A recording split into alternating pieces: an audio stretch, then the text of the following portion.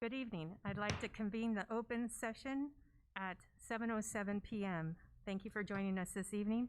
And I'd like to introduce Dr. Zamaripa to introduce the students who lead us in the pledge tonight.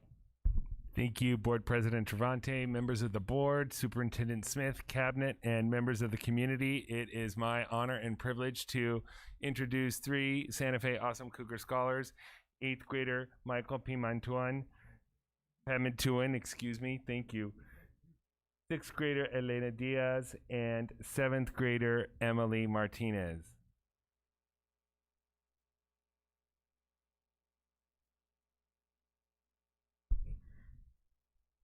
Good evening, Board President Travanti, members of the board, Superintendent Smith, cabinet, and members of the community. Please rise and join me in the Pledge of Allegiance. Place your right hand over your heart. Ready, begin. I pledge allegiance to the flag of the United States of America and to the republic for which it stands, one nation, under God, indivisible, with liberty and justice for all. Thank you. You may be seated.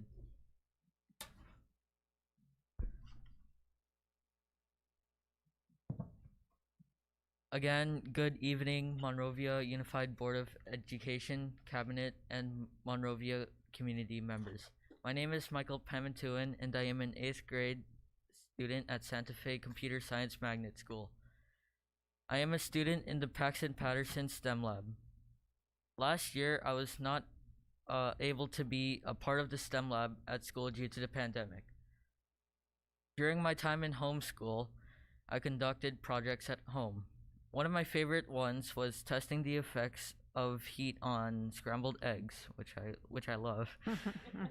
This project taught me the importance of weight and measurements, as well as how heat convection works.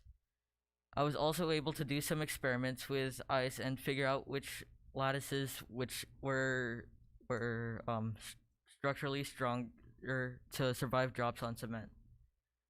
We have 3D printers at home, and I learned to be proficient in producing projects from ideas to slicing and additive printing.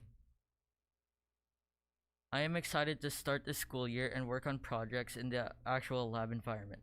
Presently, I am working on a module about pneumatics. I have learned about controlling airflow and how to filter air to keep pneumatic systems clean and efficient. I have been using this pneumatics board to learn more about the details of how systems operate within pneumatic dynamics.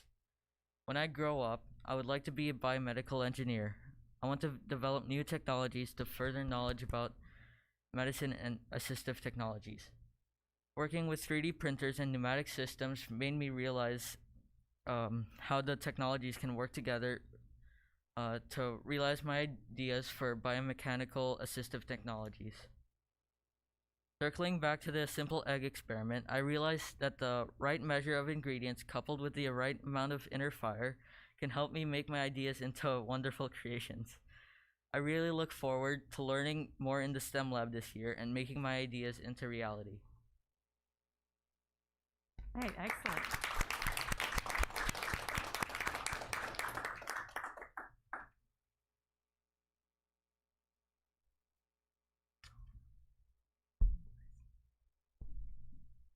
Good evening. My name is Elena Diaz, and I am a 6th grade student at Santa Fe. My first year in middle school has gone great so far. One of my favorite parts is learning how to code. I have been working on codesters in my math class, English class, and social studies class. I enjoyed working on coding. I have learned how to make sprites move, add pictures and create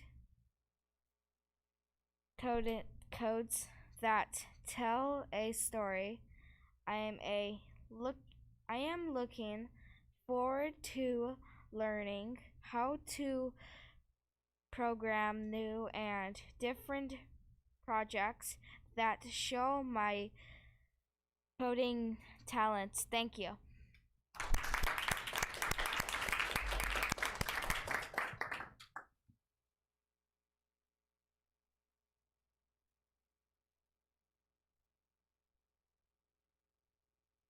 Good evening. My name is Emily Martinez and I'm a 7th grader at Santa Fe.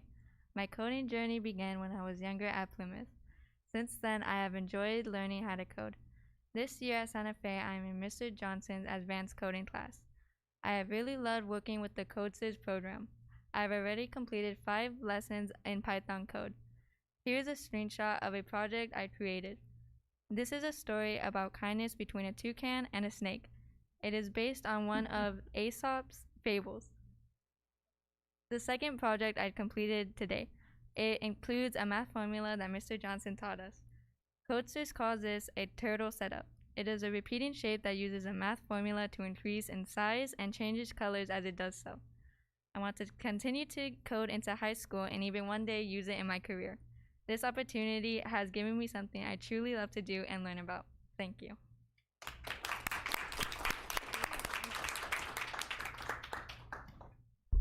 Thank you, Board of Education. Thank you, Cabinet. I know we've been on this journey and it's taking off and it's great to see. Thank you for your support.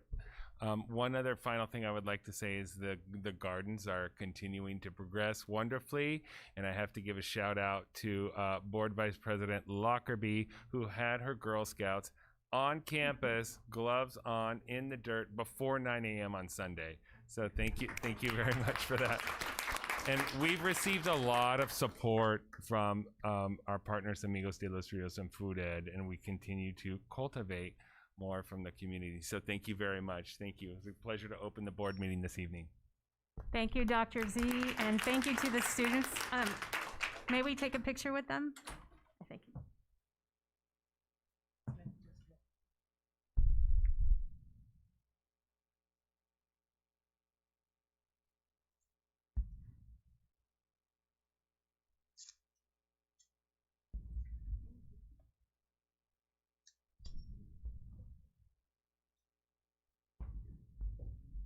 Just hand them to them. Their names are on there.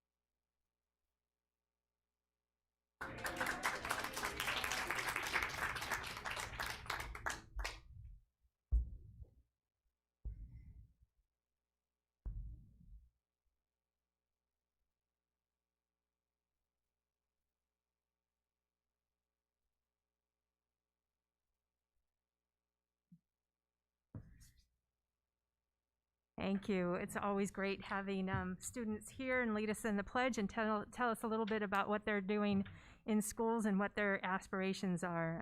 That is why we're here. So we'll move on to the administering of the oath of office or the new student board member. And I will call up Calvin McKendrick first. I believe you have a few words that you wanted to say. Yes, I do. Thank you very much. Good evening, Board President Travanti, members of the board, Dr. Smith, members of the cabinet, friends and family of the Monrovia community. It is my pleasure to introduce our 2021-22 Student Board Representative. Brianna Campbell is a junior at Mountain Park School. She was born and raised in the San Gabriel Valley and was homeschooled by her mother until her freshman year in high school. She sang for the choir at MHS at graduation this past year and is currently part of the Citrus Early College program. Ms. Campbell is a young entrepreneur. She has owned her own business since the age of 11, making paracord dog leashes. She currently sells leashes online and on Instagram at Bailey's Leashes and at Katie's Pet Depot. She's planning to continue to grow her business throughout the year and add additional dog accessories. She is a junior black belt in Taekwondo and will be earning her black belt in the near future.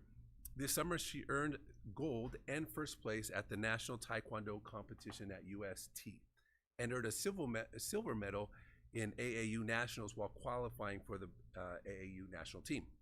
She is an avid dancer and has been taking classical dance lessons since the age of 3. She's very involved in serving in her church and currently is the class president for their young women's group. Her duties include helping organize large activities, planning service throughout the community, and mentoring girls on how to lead and teach. She earned her Young Woman Medallion, which is the equivalent to an Eagle Scout Award. She plans to attend either UCLA or BYU, where she will continue to dance, study business, and/or criminal justice. Her career goal is to make a positive influence in the world by either working for the FBI or as a polygrapher or a forensic specialist. I present to you Ms. Brianna Campbell.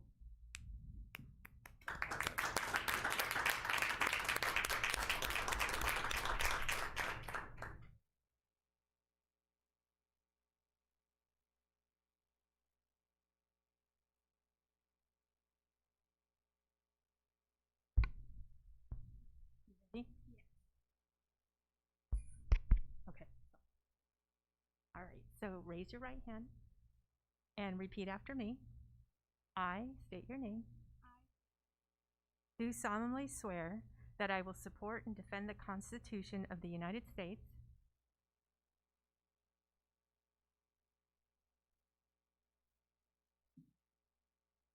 and the Constitution of the State of California against all enemies, foreign and domestic,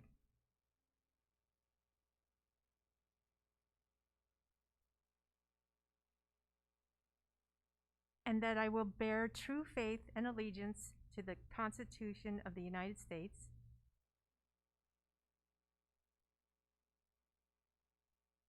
and the Constitution of the State of California, and that I will take this obligation freely without any mental reservation or purpose of evasion.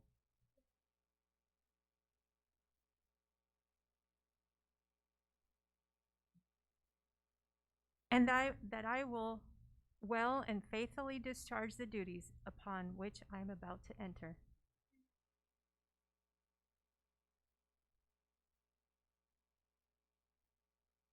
Congratulations. Thank you. Awesome. Would you like to introduce your family that's here with you? Okay, so today I brought with me my mom, who is a businesswoman and she owns her own fashion company. I also brought my dad, Rodney Campbell, who is a foreman at Department of Water and Power. I also brought my sister, who's 12 years old, and she loves taekwondo and dance. I also brought my brother, who's 14, Rodney, and he loves taekwondo and basketball. Being here tonight. And then I'll invite you to go and sit in your seat.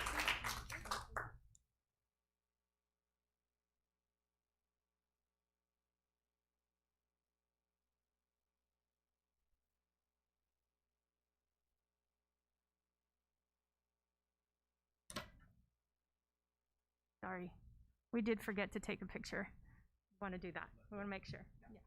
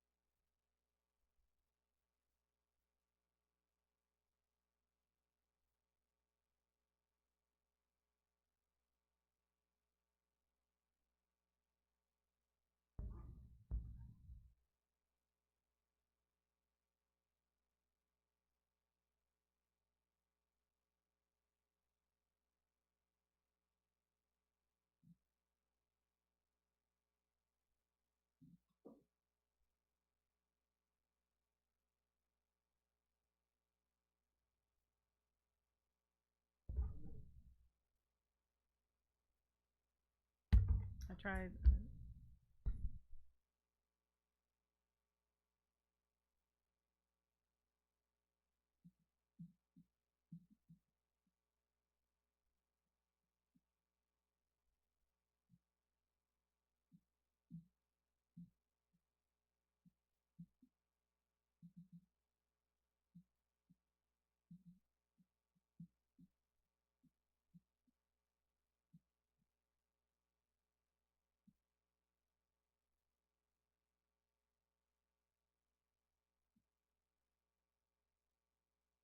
Okay, we'll move on to roll call, and all board members are present, including Dr. Ryan Smith and cabinet members, and our new school board member, Brianna Campbell.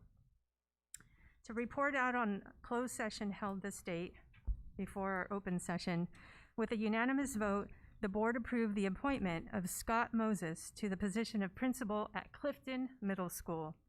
Congratulations, Moses, and we look forward to, Scott Moses, and we look forward to meeting you in person. Dr. Smith, is there a change of order in the business? Yes, Madam President, there is. We are pulling the professional services agreement with Tito Moraga Consulting Services. This is a part of item number 10 on the consent agenda. This item may be brought forward at a future board meeting. All right, so noted. Item number 10, professional service agreement from the consent agenda will be removed.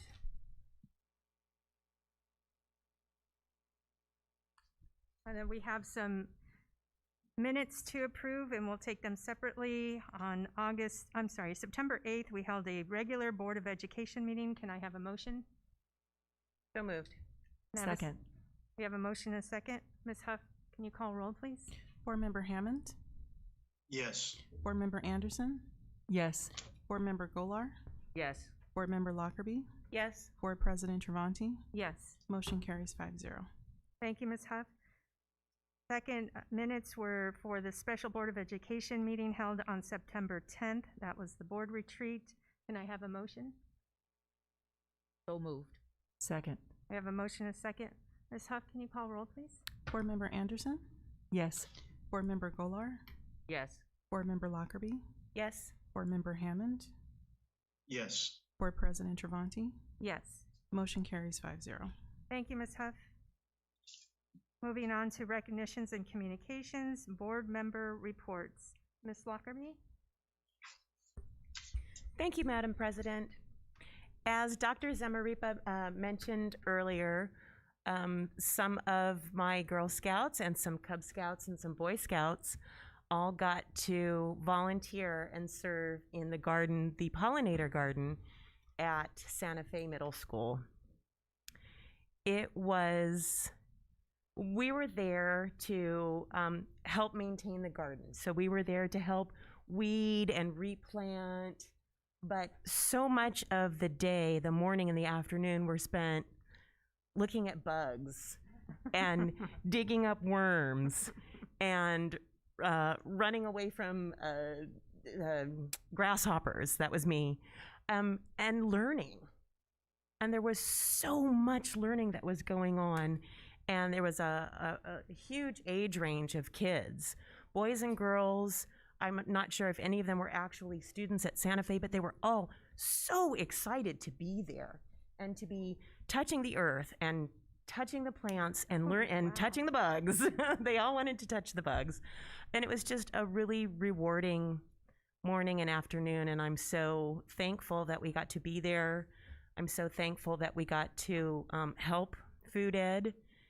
And I'm so grateful and thankful for the relationship that we have with Food Ed, because it's really something positive and something very, very exciting. So I want to thank Dr. Ritzow and Mr. Leos for letting us be there.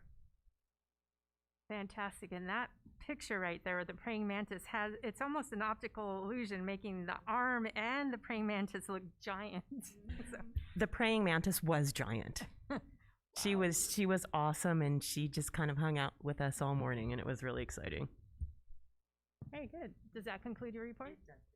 And I believe there are no other board reports. Mr. Hammond, you're good? Okay. Great. We'll move on to our first student board member report from Brianna Campbell. Good evening, President Travanti, members of the board, Dr. Smith, members of cabinet, friends, and families of the Monrovia community. I'm Brianna Campbell, a junior at Mountain Park School. It is my pleasure to report my school for the 2021-2022 school year as the student school board representative. I am grateful for the opportunity I have to serve in the capacity and look forward to a new school year. I'm pleased to report that Mountain Park School is growing in numbers at all grade levels. The growth we have experienced is due in large parts to the need for families in the greater Monrovia community to have a flexible schedule that fits both demands of school, work, and family life as we manage the unique schedules during the pandemic. We began the year by hosting what we call Success Week, the first 3 days of school where parents and students meet our staff and took a tour of the school. They registered and signed their master agreement contracts and became familiar with the learning platforms like Google Classroom and Ingenuity. We gave away a lot of swag to promote school pride and to make students aware of the dangers of vaping. We also provide Chromebooks for all the students. The staff at Mountain Park Schools continue to provide effective communication to parents and students through the Parent Square and Student Square portals. They also continue to take all necessary measures to maintain a healthy and safe learning environment for all the students to work towards their individual academic goals. This is the end of my report for September. Thank you. Great report, Brianna. Thank you so much, and we look forward to hearing your future reports. And also, I invite you to stay as long as you like or can. I know you have, probably a heavy homework load, but we do invite you to stay. Okay, thank you very much. We'll move on to our report from Dr. Ryan Smith. Thank you, President Travanti. Good evening, everyone. I'm really excited to share a few updates and a few things that have been happening around the district, as well as some informational items. First off, I'd like to acknowledge that last Friday on September 10th, the board and myself had an opportunity to participate in our first retreat together, and part of that day was spent through some team building activities and discussions, as well as reviewing board superintendent protocols, as well as discussing some things related to our district's mission and vision. It was a really productive morning, and I'm really grateful to our two student board representatives for joining us as well. It was really neat to have them there with us for part of the afternoon, both Alexia Holt and Brianna, obviously, as well. The other thing that I wanted to highlight is that we also had an instructional leadership team meeting last week on Tuesday, September 14th. And that was a great opportunity, the first time that we've had all of our principals and directors, what we call extended cabinet, an opportunity to get together since we had our first chance back in August. It's hard to believe how quickly time flies. And every member of the team received a care package. I have to acknowledge Dr. Kaiser and her team for making that such a cool thing. And I just really like this, especially the part that if you read the little bullets, this little care package has various things, but I especially like the paper clip to hold it all together, if you can read that. Mm-hmm. And again, I'd like to acknowledge Dr. Kaiser for her leadership of this and for putting together a great morning.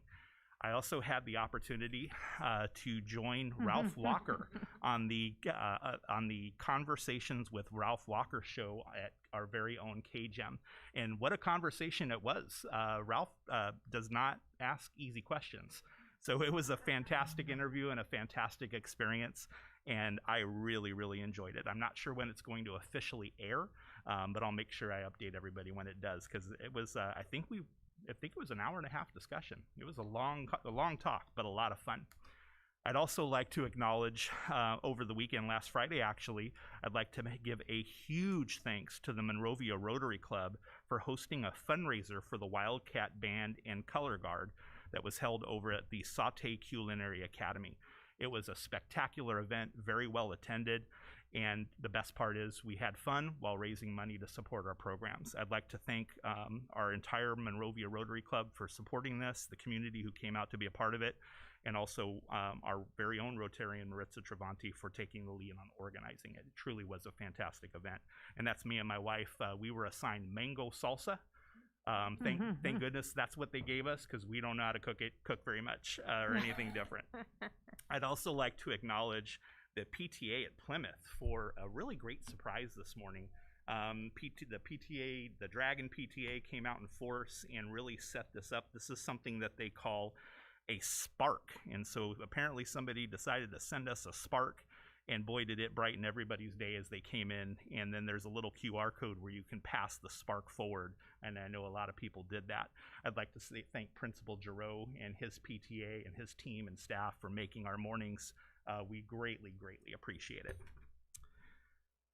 To some other business, one of the things that I wanted to point out, I recently did an update for everybody, for the community, around some trends that aren't so great on social media. If you haven't heard, there's some social media challenges, if you will, and I'll put that in quotes, that are really quite destructive. And these challenges appear on various platforms, but TikTok seems to be the platform du jour. And basically, some of these challenges are encouraging kids to destroy school property, namely bathrooms, or steal school property and take pictures of it elsewhere. And obviously, we have so much to deal with in our schools today. You know, now that we're starting the school year, we're moving forward, we're navigating COVID as well as we can. The last thing we need to deal with is destructive behavior. So again, I reemphasize to our parents and our families, please speak with your children. Please make sure that they understand that this type of behavior is not funny and it's no joke, and that there will certainly be consequences for any student that is caught engaging in this. This just is not something that we want to be. This is not who we are in Monrovia or any other school district for that matter, and this kind of thing won't stand. So I wanted to bring that again to everybody's attention. The other piece that made news recently, you might have heard some of the headlines, is that Los Angeles County Department of Public Health has recently advised and kind of changed their recommendations to allow for something called a modified quarantine. As you might remember from our previous board meeting, we spent a little bit of time going over the existing quarantine rules that essentially meant that if somebody was identified as a close contact, that close contact would need to go home for a period of 7 to 10 days if the student was unvaccinated. And as everyone knows, that can be really burdensome, especially at any time during the school year, but especially at the beginning of the school year when we're just getting started. To have to go home for 7 to 10 days, school days, or days total, can be really challenging. Well, we're very pleased that the County Department of Public Health has changed their protocols around this to align with the state. And essentially, the big changes will really result in students being able to stay in class, depending on some conditions if they are met. And I wanted to share what those conditions happen to be. So essentially, the key details are these. A student who is an unvaccinated close contact may remain in school if the exposure was in a school setting, the student is asymptomatic, that is key, and the student and the person infected with COVID had their masks on. So essentially, those are the three main criteria that need to be met in order to allow a student to remain in school for in-person learning on what we call a modified quarantine. Also important to note is that during the modified quarantine period, the student must wear a mask indoors and outdoors while at school. The student must stay at home except for in-person instruction. So it's really important to understand that. That essentially means no after-school activities or before-school activities. Only in-person instruction as part of the modified quarantine. And the person also has to be tested twice weekly. So those are some of the key things that have to be followed through. Otherwise, the previous quarantine rules of 7 to 10 days apply. At the moment, our team is hard at work, working on adjusting our processes around this. As I mentioned last time, these protocols change often, and so we really have to have flexibility and adapt to them. And so we're in the process of changing our own internal processes. That also includes how we notify parents about this and communicate with them. Dr. Jackson and our nursing team are also working to ensure that we have the proper testing to support the modified quarantine protocol. And we will also do whatever we can to try to pull any kids off of quarantine that are existing on quarantine under the old rules back into school if we possibly can. So we're working on all of that, and I wanted to make sure that the board, the community, our parents, guests, and everyone else, staff, are familiar with that. Finally, the last part of my superintendent's update, I would like to ask Dr. Jackson to go to the podium to introduce the newest member of the Monrovia Unified School District family. Dr. Jackson, please take it away. Thank you, Dr. Smith. Board President Trevante, members of the board, community, cabinet, I'd like to call to the podium with me Gustavo Olguin, our newest member of the MUSD family. I did share with Gustavo just prior to the meeting, this will probably be the only time that he has his only PR representative as I introduce him to our community. Gustavo has come to us from a long ways off, Tulsa, Oklahoma. However, I will say that he was born and raised here in Orange County, in La Mirada specifically. Did his undergraduate work at Cal State Fullerton with a Bachelor of Arts in Communication and Broadcast Journalism. Having completed that, he embarked upon a journey headed up to the Pacific Northwest, where he served as a multimedia journalist at Sinclair Broadcast Group, and then having concluded that stint, traveled to Tulsa, Oklahoma, where he served as a marketing specialist at Byers Creative. In talking to his direct supervisor, his most recent one, he indicated that Gus is extremely exceptional in marketing strategies. He's skilled in recording and editing video for broadcast and is an expert in use of social media. And I think 2 weeks ago, I had the opportunity to share with the board some of his work. He actually did a quick promo video for the Monrovia Unified School District and did so with less than 48 hours notice. So MUSD is in for a treat. I also had the ability to have 2 panel members during the interview process that were current sitting public information officers here in the 210 corridor and K-12 districts, who specifically said Mr. Olguin demonstrated a command of marketing and publishing and has significant experience with writing, excellent press releases, especially providing good media coverage. And so I'll end with what his former boss indicated. Say, Gus is forward thinking, he's strategic, he's extremely organized, and he's great on his toes. I think that's what you need in a public information officer, right? And so he ended the conversation with simply saying, I offered to extend his contract, but Gustavo was ready to come back home, and his home is now the Monrovia Unified School District. He finally said, if you don't do anything, make sure you hire him. And so this board took action 2 weeks ago to offer an extension of employment to Gustavo Olguin. So with that said, I will step out of the PR representative role and allow you to say a few words to the board. Dr. Jackson, thank you for that introduction. That'll be my first one that someone else will be doing for me after this. I hope to be doing that for you guys going forward. Dr. Smith, board members, also cabinet members, it's been a pleasure coming back home, accepting this job within Monrovia, and I'm really excited and really grateful to start officially tomorrow. Thanks again. Welcome. We look forward to working with you, Gustavo, and also he is bilingual, so that's a big plus for us as well. Speaks Spanish. Oh, yes. Yes, go ahead. Dr. Smith, may I ask a question on about your report, or just some clarification? I don't want to assume that anybody knows what asymptomatic means. Can you please define it, because it's important, and I want to make sure that we give a very clear, simple explanation about what that word means. Thank you for that question, Vice President Lockerbie. Asymptomatic simply means that the student is showing no symptoms that might be considered a symptom for COVID-19. Thank you for clarifying that. You're welcome. And Madam President, that concludes my report. Thank you very much for your thorough report, Dr. Smith. Okay, moving on to public comments. The Board of Education encourages public participation and invites you to share your views on public school business. Public comments for items not on the agenda in compliance with the Brown Act cannot legally be discussed by the board tonight. We welcome your input, but are limited to asking clarifying questions and gathering contact information. And you will be receiving a response from your public comment from staff. Ms. Huff, do we have any public comments for items not on the agenda? Yes, Board President Travanti, we have a few. The first comes from Victoria Holguin. Victoria writes, "Hello, board members. This is a new beginning to a school year that is already providing challenges.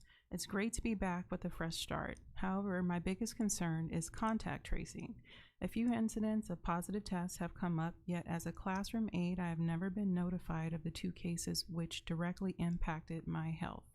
I'm not sure why, but if the students or parents in the class were notified, why not the adult staff? Classroom aides work directly with numerous people a day, and the fact that we were exposed means we would be exposing more people not only at the school, but our families as well. I'm not asking for anyone's HIPAA to be violated, just a simple notification we have been exposed. Keep an eye out for possible symptoms. There is no transparency from the district health workers, and I would like to know why. Thank you, Victoria." Thank you, Ms. Holguin, for your public comments. Staff will be responding. Ms. Huff, are there any others? Yes, the next public comment comes from Jessica. Jessica writes, "Dear MUSD board members, I'm writing as a member of the community. I've been a surgical nurse for the past 27 years, and for the last 10 years, I've been a director of mask and PPE expertise, establishing isolation protocol through other viruses, including mad cow disease. The school district's implementation of a student mask mandate at Monrovia schools is not based on any current published scientific study data available to the public, and much to the contrary, all current available scientific data proves that masks offer no protection against the transmission of the COVID-19 virus. Masks do not work, and scientific studies prove this fact. It is asphyxiating our children's ever-growing brain, causing hypoxia. Your forced masking is recirculating toxic gases back into all chambers of the heart, into our lungs, and redistributing back to organs at a cellular level within the blood, instead of bringing in fresh oxygen to the blood when breathing without a mask." At the end of this comment, I am including 30 separate links to legitimate scientific study data that prove mask wearing is detrimental to human health, and that masks offer no protection from the transmission of COVID-19. I ask that you please make this list available to all parents of students at Monrovia schools if requested. And Jessica provides some links to some additional information I can forward to the board tomorrow. Thank you, Ms. Huff. I appreciate it. And that was Jessica. Did she provide a last name? She did not. Okay, thank you very much. And the last public comment for items not on the agenda comes at the request to remain anonymous, so I will just say SC. And 1 second. SC writes, "There are special education children who are supposed to have one-on-one aides that do not have aides, which is a legally binding item. I understand the district is struggling to fill these positions. I think this is because the pay for these positions is not competitive. We are also severely understaffed for campus supervisors and substitutes. Again, non-competitive pay is likely a factor. Board of Education, can you please address how this very serious issue of understaffing across the district can be solved? Thank you, SC." Thank you, SC. You will receive a response to your public comment. Thank you. And are there any others? Yes, Go these ahead, Ms. comments, the remaining are for items on the agenda.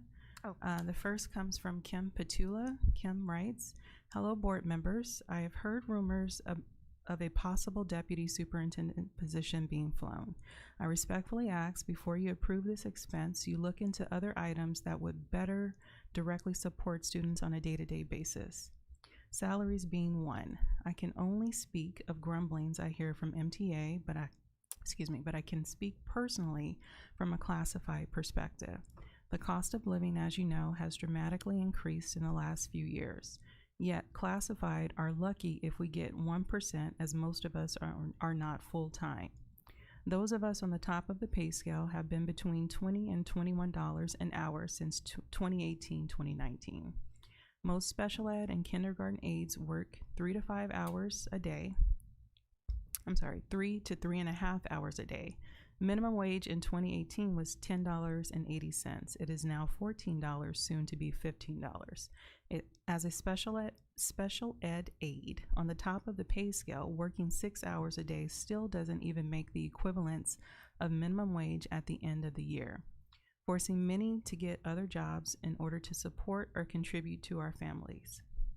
We are severely short on special ed aides, so severe that we are chasing our tails daily trying to find coverage in order to avoid being out of compliance, thus opening us up to the probability of costly lawsuits. This seems to be the preferred method instead of giving special ed aides 6 hours a day. We are also once again hiring from outside agencies, many of whom are not CPI trained and obviously have no idea about our student population. This seems to be a problem that is easily fixable. I would love to see a cost comparison between what it costs to pay an agency versus what it would cost to pay an aide for 6 hours. Regardless of the predicted outcome, having aides that are familiar with our sites and our population seems to be what is most beneficial for our students. I look forward to hearing from you. Thank you, Kim Patula. Thank you, Ms. Patula, for your comments. You will receive a response from staff. Thank you. Continue, Ms. Huff. The next public comment comes from Mary Martinez. Ms. Martinez writes, to the Monrovia Unified School Board, I'm writing this email as a concerned parent. I noticed on the agenda for this board meeting the district is asking the board to approve a job description and a contract for deputy superintendent. My concern is this new job will come at a price. We have been hearing from Connie Wu for the past several months about declining enrollment, the budget being in the red.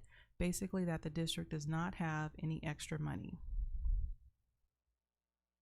Sorry. One second, I lost my place. Not only does this add an additional cost to the district for this position, but also comes with his or her staff, a secretary, a clerk, office space, and all of the additional costs needed for this position. So it's not just the salary and benefits that would be a cost to the district, but everything that comes alongside. On top of that, the district wants to spend $15,000 to hire a company to find the right fit. How is this appropriate at this time? My second concern is the district has never had a need for deputy superintendent, so why now? The district just approved a contract for the new superintendent, but is he not the right fit? Who is currently doing the jobs that are listed in the description? Since jobs are being removed from current employees, will their pay be adjusted? Will they be given different jobs in place of the ones being removed? We are a small district with approximately 5,200 students. We have 1 high school, 2 junior highs, 5 elementary schools. How have we been able to run the district thus far? Are the 3 assistant superintendents and 10 directors not enough? The 3 districts I could find that currently have a deputy superintendent are Glendale, Long Beach, and LAUSD. These districts have well over 20,000 kids. Ultimately, we are now placing another financial burden on the district while the clouds of the storm are still lingering. I look forward to a response. Concerned parent, Mary Martinez. Thank you, Ms. Martinez, for your public comment, and you'll receive a response from staff. Any additional comments? Yes. The next public comment comes from This public comment comes from CSEA Executive Board and CSEA negotiation team members. It states, good evening, Board President. Sorry, my computer keeps going. Good evening, President Travanti and members of the MUSD Board of Education. The 3 executive board and negotiation teams of CSEA, the union that represents more than 300 classified staff across MUSD, are writing to express concerns regarding the deputy superintendent position on the board agenda tonight. We are asking you to pull the item from the agenda and work with us to find other ways to improve our district. CSEA questions the need for a deputy superintendent when MUSD is experiencing declining enrollment and already has multiple assistant superintendent positions. The addition of another management position in a school district the size of MUSD would be wasteful and an unnecessary expenditure of resources needed for direct services and support of students. Over the past several years, the district has left special education positions unfilled, and our maintenance and operations staff has decreased. This has had a direct impact on how well our students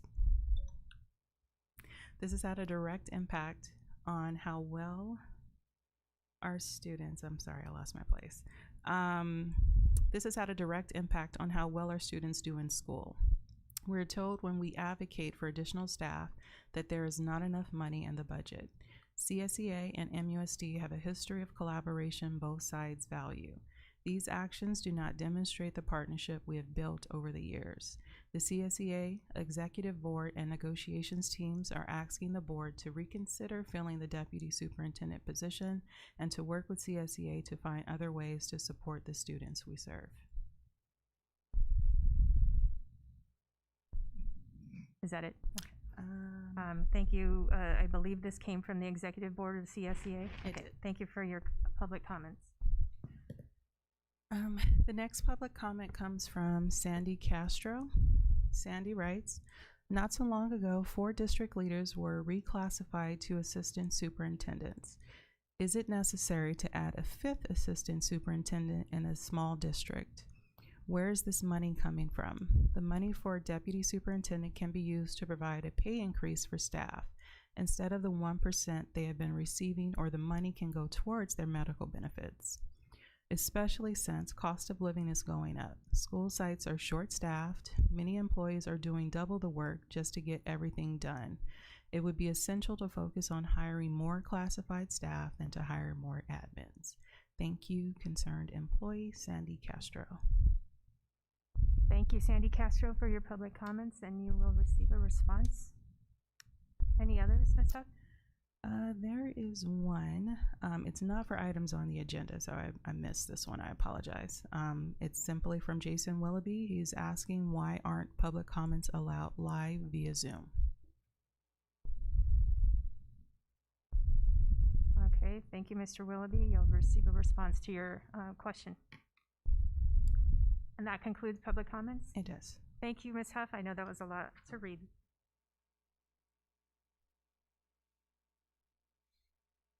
Moving on to informational reports and presentations. Dr. Sue Kaiser, support for quarantine students.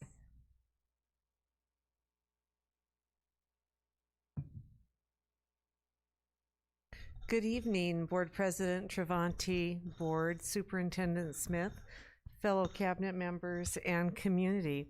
Tonight we'd like to give a report on support for quarantine students when it is necessary for students to be quarantined at home. Next slide. It's really important in our view of students when they're sent home to keep them connected to school. And so we are looking at how are we going to care for our MUSD students. The number one concern that we have as a district is to keep our students connected to school so as to minimize gaps in their education. We have gathered important links, enriching resources, and community services available to support student learning and engagement and well-being during a period of quarantine.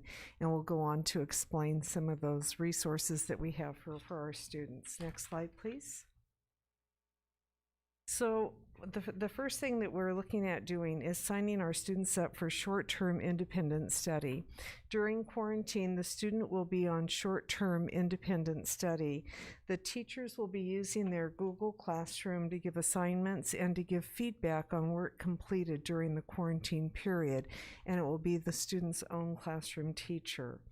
It will be important for the family to check the Google Classroom every day. Chromebooks and textbooks and workbooks will be sent home, so the students will have materials necessary to complete their assignments.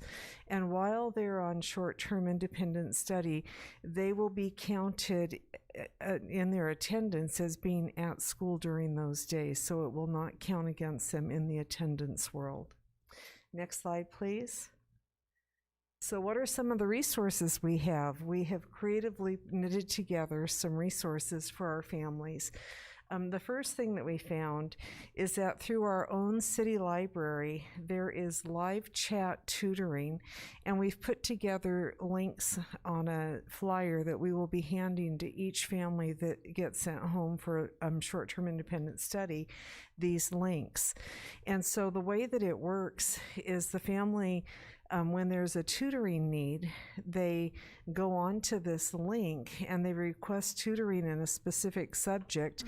And what we tested this out, Dr. Rial tested it out pretending to be a 10th grade math student at 9:30 in the evening on a Sunday night, and within 30 seconds she was connected with a math tutor.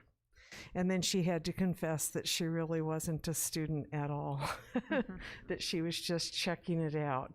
And so we did want to test it to see how it worked. And the way that it works off of a chat function. So the student can take a picture of their work, submit it, show where they're having trouble. It's all through the chat function on the computer. And this is a free service through the library.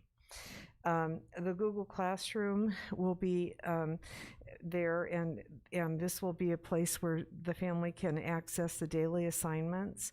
The free school meals will continue to be provided, so families can still pick up the meals from our food services. And then we'll still have counseling services available for our students. Next slide, please. The connection to school is really important, and it goes beyond just the tutoring and the Google Classroom, and realizing that it's crucial for our students to be connected to school while the student is on quarantine. Teachers will contact students during the quarantine time, and they will check in. They'll be available to explain assignments and just to check in to see how the students are doing. Counselors will also check in with students while they are on quarantine.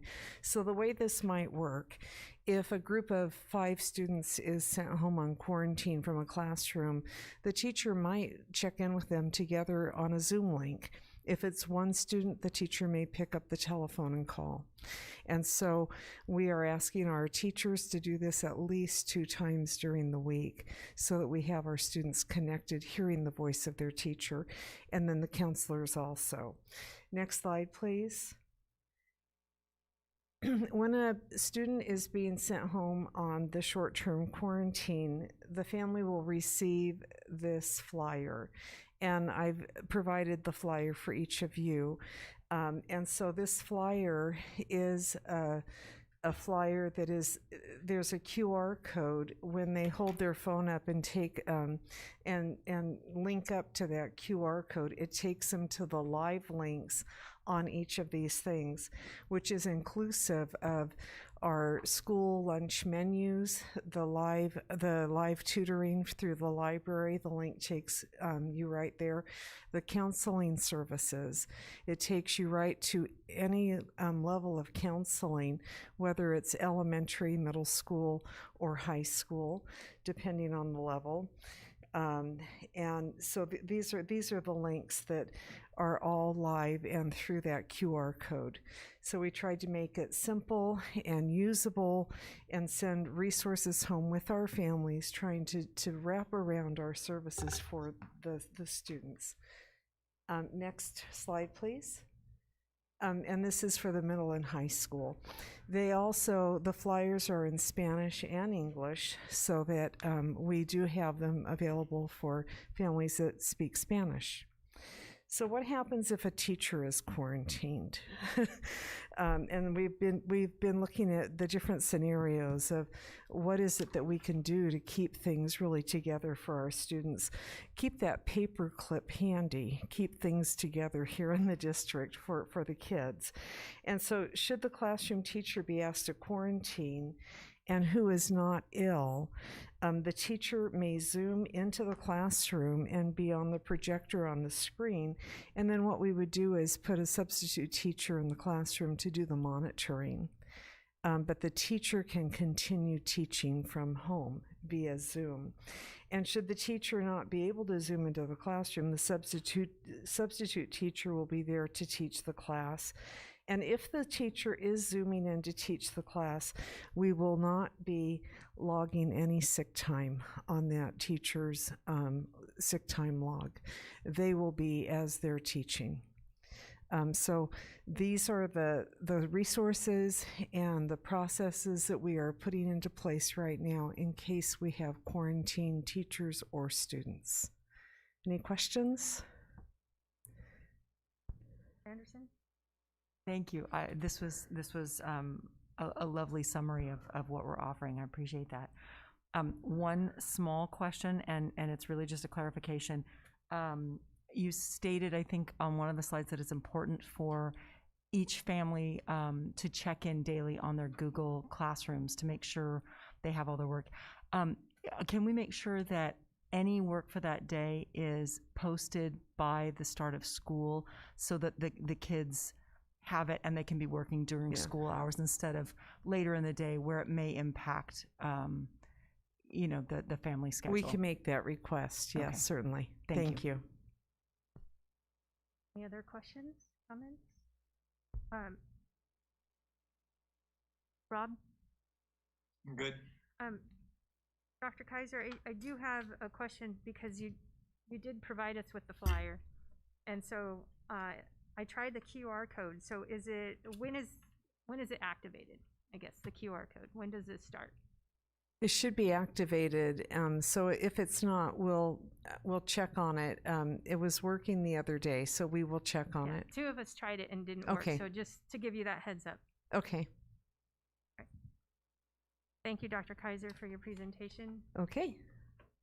Thank you. Thank you.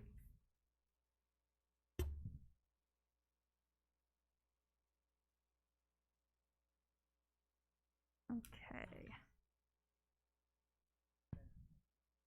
Okay. So, Dr. Kaiser, it looks like the high school one did, but it was the other one that wasn't. So just so you can check on that. And we also have a second report, informational report on cognitively guided instruction, CGI, math. Dr. Kaiser.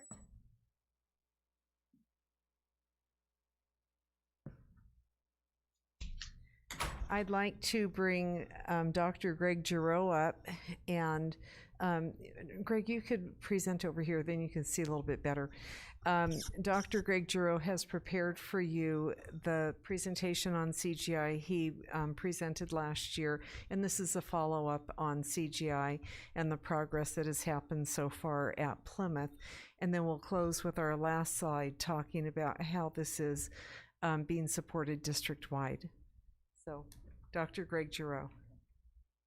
Welcome, Dr. Giroux. Thank you. Thank you, Dr. Kaiser. Good evening, Board President Travanti, members of the board, Superintendent Dr. Smith, cabinet members, and members of the community. So I'm grateful for this opportunity to present an update about our work with CGI. I did provide an introduction on the January 13th board meeting, and I'm excited to share some information about our journey. Next slide, please. What's important about CGI is its ability to build math learning in ways that have long been a struggle for our students. In fact, all students. It promises to change the way that we teach math and how deeply students can learn math and how students feel about the math. In short, it can bring about important changes in math learning that have been so difficult to achieve. The CGI is based on a robust body of research that dates back over 30 years. It's one of only a small handful of approaches that is cited by the U.S. Department of Education as a recommended practice for teaching math. And the focus of CGI is on understanding how children develop math ideas and how to build upon their thinking, their reasoning, and their problem solving. The next slide, please. So why CGI? It invests in teachers and teaching rather than a curriculum. It builds upon teachers' capacity to teach math in ways that will lead to success. And it focuses on students' mathematical thinking and understanding. CGI emphasizes problem solving and reasoning, two of the most challenging yet important areas of mathematics. CGI is tightly aligned to the Common Core standards. In fact, it was CGI research that was used to help develop the standards. And CGI fosters a deep conceptual understanding of mathematics, not just for students, but for teachers. CGI leads to deeper levels of learning and higher levels of achievement. And CGI builds students' confidence, their enjoyment, and it helps to promote a mathematical mindset.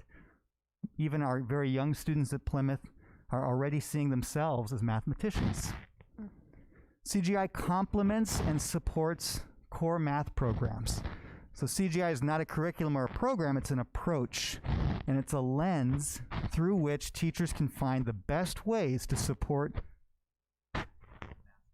oh, thank you, a child's mathematical learning.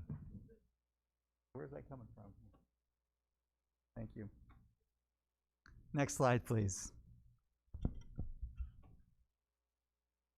So last January and February, teachers from Plymouth, from Brad Oaks and Wild Rose participated in 3 days of professional development led by the CGI Teacher Learning Center. The PD was very well presented, organized, and compelling, and many teachers shared that this was the most valuable CGI training that they had yet received. It was also the most far-reaching CGI training we have had in MUSD, which included the participation of every elementary teacher at the 3 elementary schools, administrators and coaches, and we were very grateful for the participation of Board Vice President Lockerbie and Board Member Anderson. It was truly valuable for our board to see firsthand what our teachers are learning about math and for us to learn from your perspectives and your feedback. And our CGI trainers had said that that was the first time that they had seen board members participate in a training. Next slide, please. One of the best ways to see the impact of CGI is to see the work that students produce and to listen to what they say. So this slide shows an example of a teacher demonstrating the different strategies that students came up with to solve a math problem. And on the right side, a first grade student showed 2 strategies that he came up with to solve a problem posed by the teacher, demonstrating his flexible thinking and a foundation in number sense. And now we'll listen to one of our first grade students explaining her thinking and her reasoning that she used to solve a math problem, and this was during distance learning.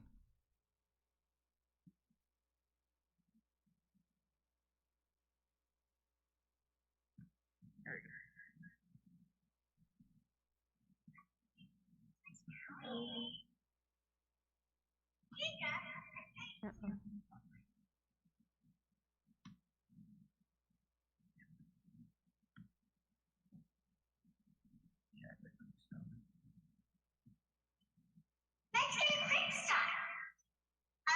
22, 52. 42, 52. 53, 54, 55, 56, 57. 57. That's a lot. Or, you know. Oh, come on, guys. I don't know how we got that. Yeah, it's not coming through right. Well, I understood that.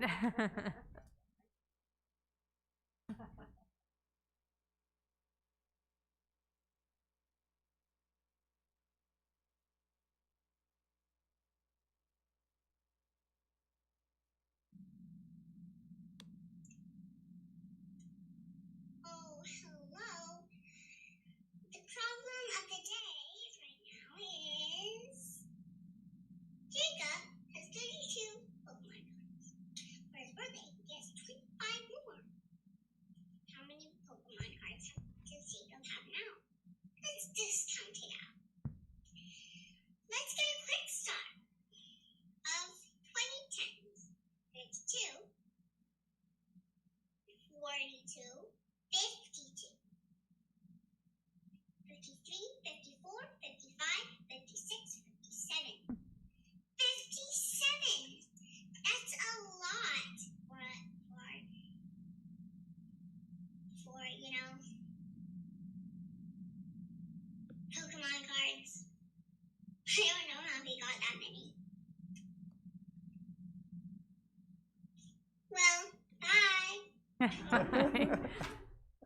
How old did you say she was?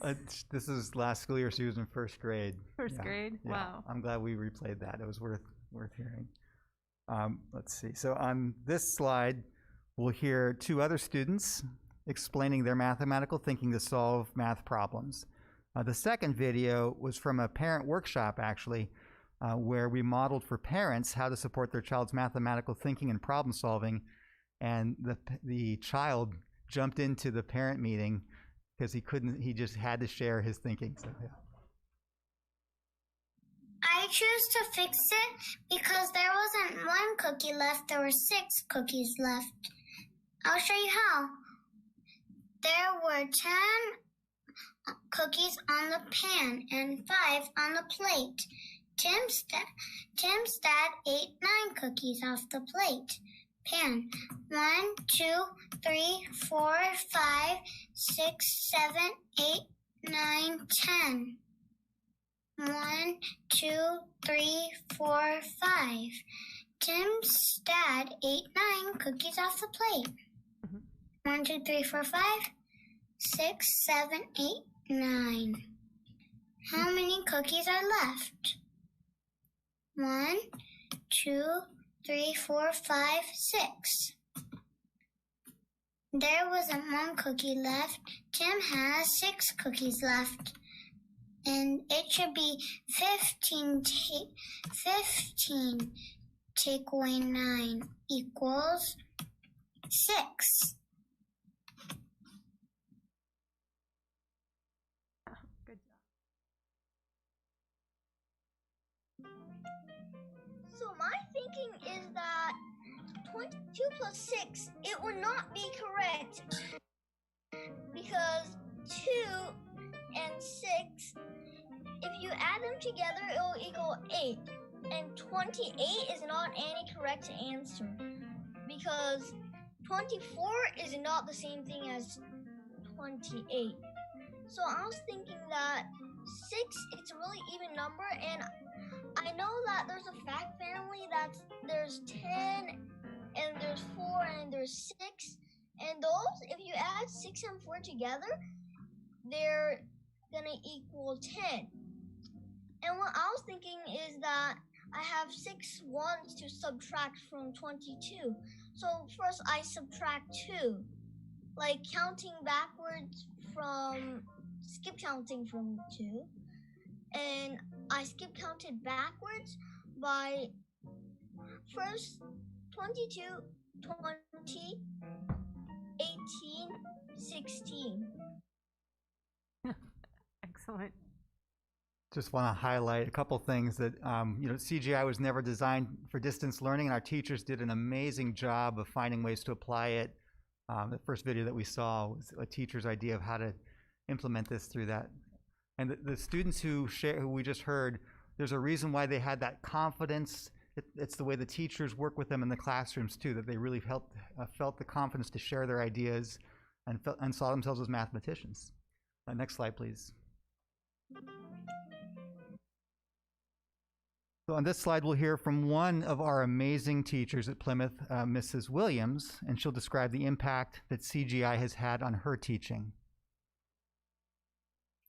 I started using CGI in the classroom about 2 years ago with my 2nd and 3rd graders, and I have seen such amazing results with student growth and abilities, not only in the classroom and the work we do, but also on tests that are given throughout the year. One thing that I see is really beneficial in CGI is being able to differentiate. I am able to challenge those students who have higher abilities, as well as meet those struggling students where they need to be. We definitely do this through word problems and through the variety of numbers that we're able to use. And then the discussion that comes from talking about our strategies with those word problems has really created a great community and learning environment for all students. Next slide, please. Although last year was unusual in so many ways, we are eager to see the impact that CGI has on our students' math achievement. And as I mentioned before, CGI was never designed to be implemented during distance learning, but our teachers were truly innovative and resourceful in finding ways to adapt to this challenge.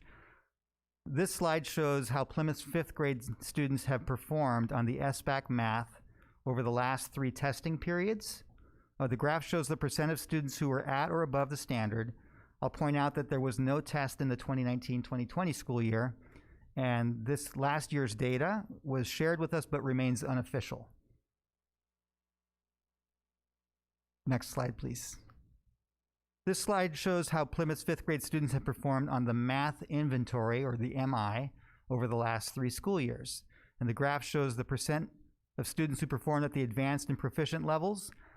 And in each of the past 3 years, more of our 5th grade students performed at the advanced level. What you don't see on this graph is the percent of 5th grade students who performed at the basic or below basic levels. And unfortunately, the percentage of students who performed at the lowest band did increase this last school year. And we know that during distance learning, the students who we were able to engage in learning did remarkably well.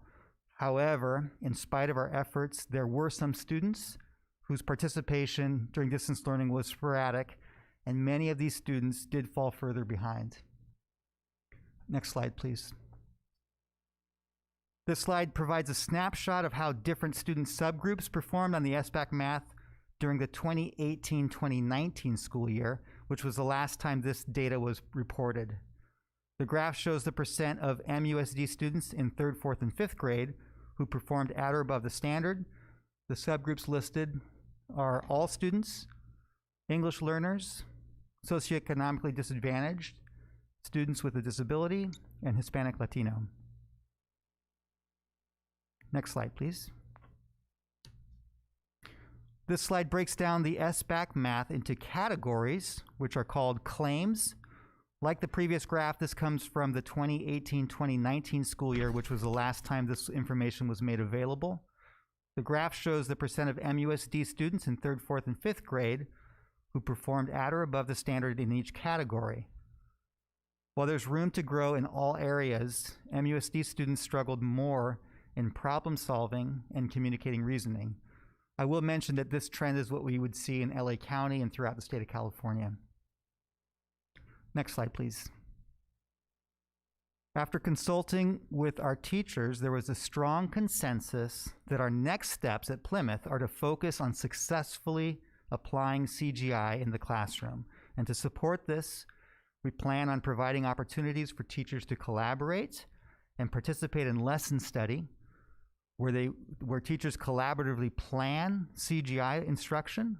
They can observe each other teach and analyze samples of student work. We also plan to continue consulting with CGI experts, visit schools that are doing CGI really well, and continue our partnership with the Coatson Foundation. Thank you.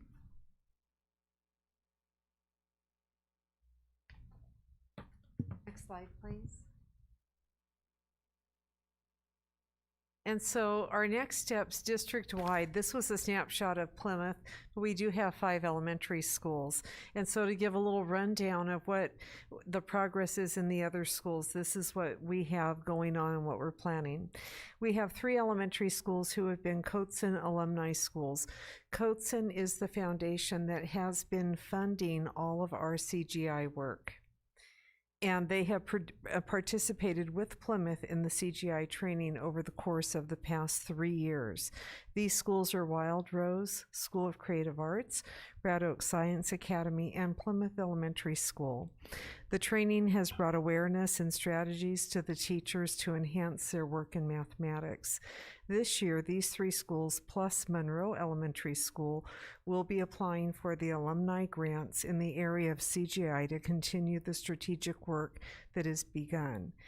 MUSD will be funding the training for Mayflower, as this school does not qualify yet as an alumni school, as they are in their 2nd base year of the Coatson work.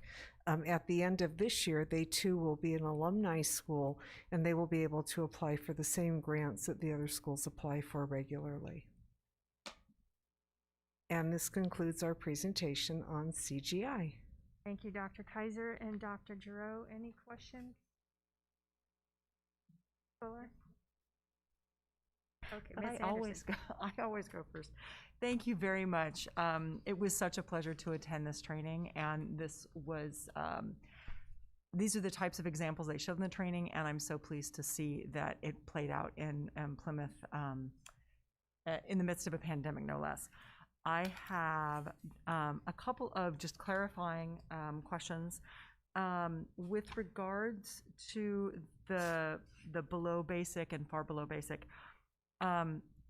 Is it a fair representation to say that those are students that may not have received the benefit of CGI because of a lack of engagement due to remote learning, or it seems like that's a biased population in the sense that they didn't get the same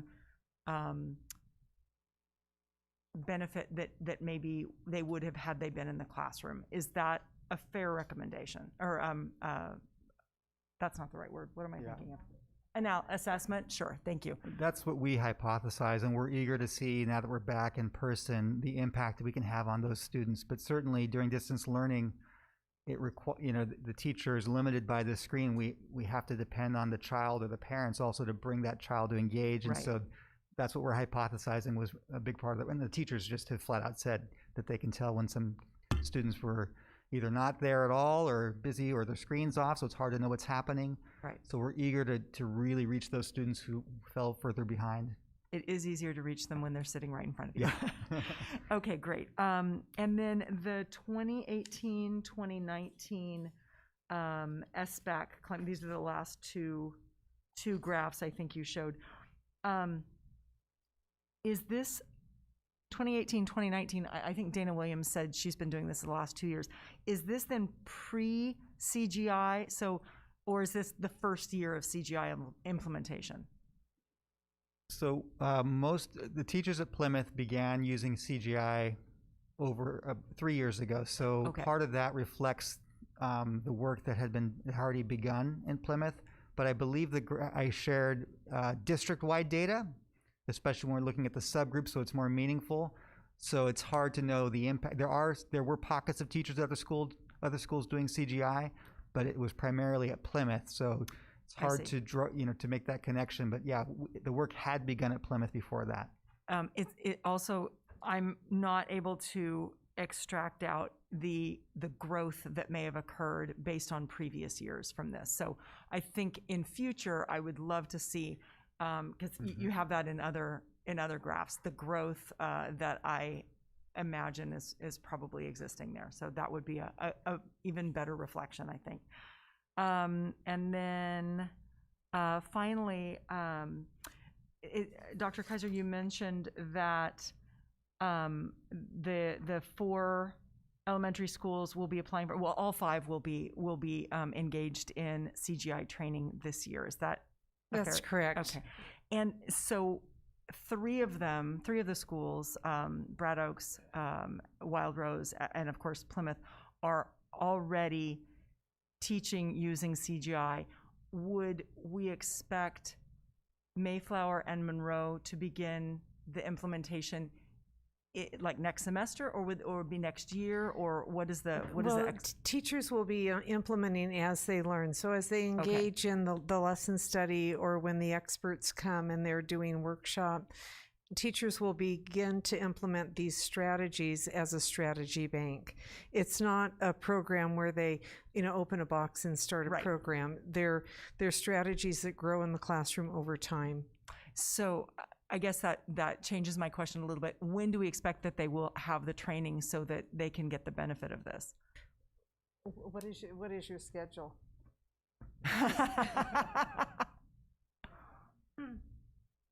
I don't need a date. I'm thinking, are we thinking short term? Are we thinking like in the next few months, or are we thinking at the end of the year? Or I think the goal is to get this as soon as possible, but also knowing that there's some limits as far as the availability of teachers, and and we'll reach out to the CGI Teacher Learning Center and see what their schedule is. But our hope is to not delay any more than needed. Yeah. Okay, all right. And the schools are also engaged in writing the grants right now. So the grants need to be submitted, they need to be funded, and so there's a little bit of turnaround time with that as well. So we're looking probably at next semester. Probably. Okay, Mhm. great. Thank you very much.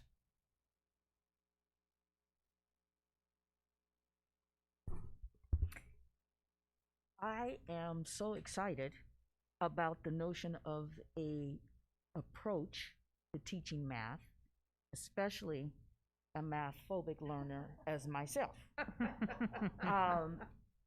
And I know the great benefit in terms of the confidence that's built in the teachers to then teach students, and then the confidence of the students who are learning because of this approach. So that speaks volume of expected and anticipated growth over time that will occur at some point at all 5 campuses. I am curious to see more of a deeper dive in terms of disaggregated data, results data, in terms of the different campuses and the subgroups on those campuses. We've got good preliminary data, but to take a deeper dive and to really see if we can glean trends or correlations so that we can make quantifiable, if you will, determinations as to the impact. You have anecdotal, you got that good sense and positive environment in terms of must be wonderful to be on campus during that time that this approach is being implemented in terms of the teaching of math. But more, if we could get a little bit more, a deeper dive in terms of the data, disaggregated across the subgroups. I see we've got baseline, but that's, again, that's the whole district as opposed to sites specifically where those subgroups were at the start of this and now 3 years later, which 3 years gives you some real in-depth way to look and see if you can determine trends. So that's my ask, if we could get more in-depth data in terms of results data, disaggregated out subgroups, and then site specifically. Fair enough? Yes, we do have a couple of limitations. During distance learning, the entire time that we were in distance learning, all of the assessments were done at home. Correct. And so we're looking at those data as best we can, but the reliability and the validity of it is not exactly what we would hope that it would be. And so we have the data from when we went on lockdown, and then now that we're back, we're starting with really clean baseline data again. So we're trying to knit together that data story. It's a little bit perplexing right now because of that time that we were at home with COVID.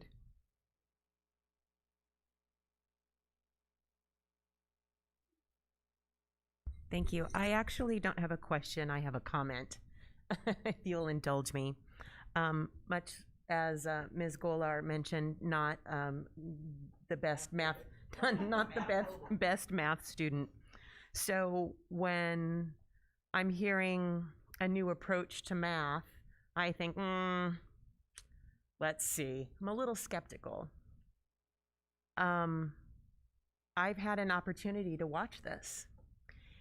And one of the things that you said tonight, Dr. Giroux, was that CGI invests in teachers and teaching. And that's where it starts. If you don't have the investment from the teachers, the students are never going to get it. And you also mentioned in one of your later slides that you're working for the successful implementation on teacher collaboration. So you get the whole group to be completely invested. And I have to say that I noticed at the our recent back to school night when we went into classrooms, I heard teachers talking to parents about CGI, and I heard them talking about it passionately. And I heard them talking about it in a way that could be understood. And that's important. So you could see that they got it. They understood it. They were passionate about it, and they were able to convey all of that to parents, and so you know that they're conveying it to their students. And I just wanted to say thank you so much for allowing me to watch this. And thank you so much, Dr. Kaiser. I know how much work that you have done with the Coatson Foundation to get these grants for our schools. And I know how hard that you have worked, Dr. Giroux, to implement this. And I just wanted to comment on that. It's been a very positive math experience for me, and I don't often get to say that. So I wanted to thank you very much.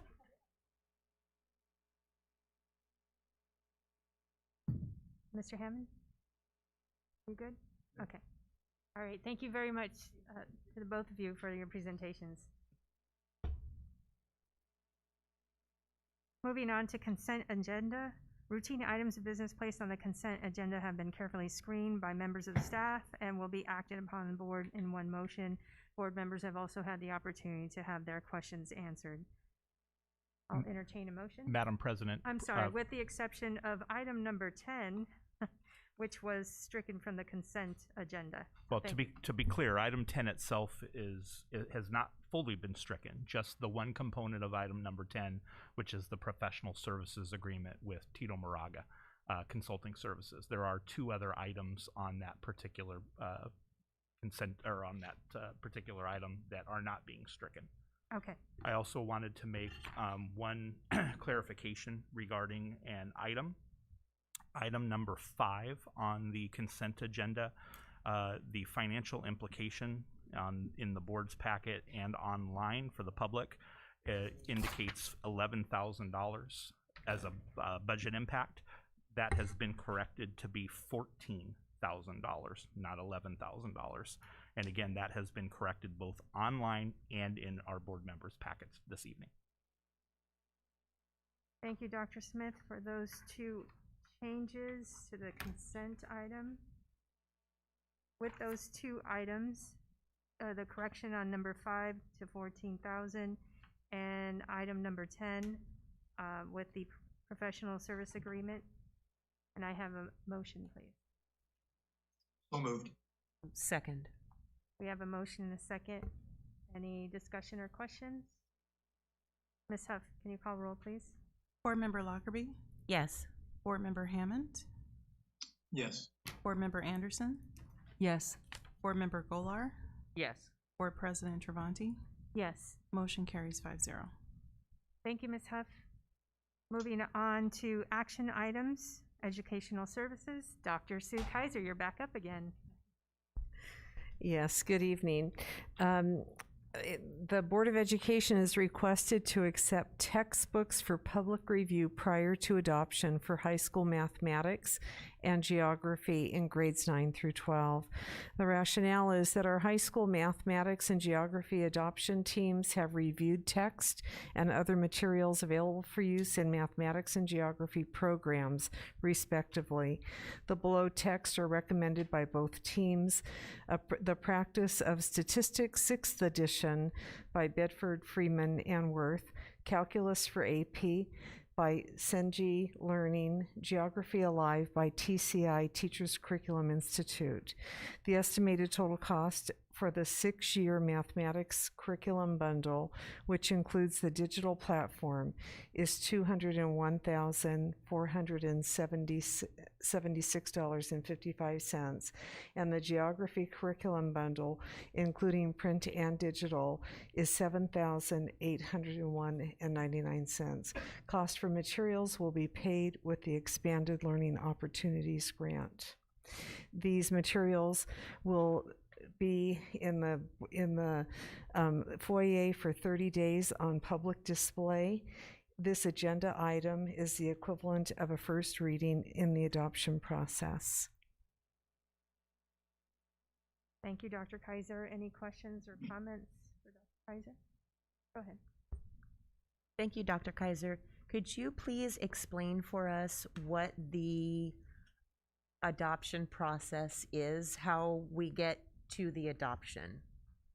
What happens is when standards change or exams change, in this case, the AP College Board has added some things to their exams. When our books begin to age out, the teachers that teach those courses look at a broad array of materials that are available that are aligned to either the standards or, in this case, the AP test through the College Board, and they pilot the materials that they, after they've looked at them, they select materials for piloting.